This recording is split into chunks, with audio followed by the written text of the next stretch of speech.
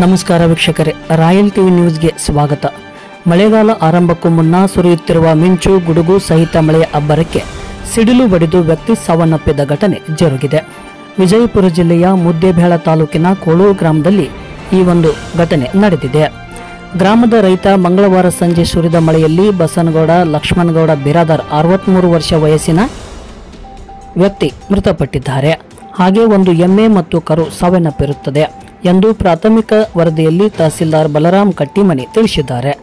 ಒಟ್ಟಾರೆ ರೈತರು ಮತ್ತು ಸಾರ್ವಜನಿಕರು ತಮ್ಮ ಅವಸರದ ಜೀವನವನ್ನು ಬಿಟ್ಟು ತಾಳ್ಮೆಯೊಂದಿಗೆ ಮಳೆ ನಿಲ್ಲುವವರೆಗೂ ಸುರಕ್ಷತಾ ಕ್ರಮಗಳನ್ನು ಅನುಸರಿಸಿ ತಮ್ಮ ಜೀವನ ಮತ್ತು ನಿಮ್ಮನ್ನು ಆಧರಿಸಿದ ಕುಟುಂಬವನ್ನು ಉಳಿಸಿ ಹುಂಬತನದಿಂದ ದೂರವಿರಿ. ಇದು ನಮ್ಮ ಕಳಕಳಿಯಾಗಿದೆ.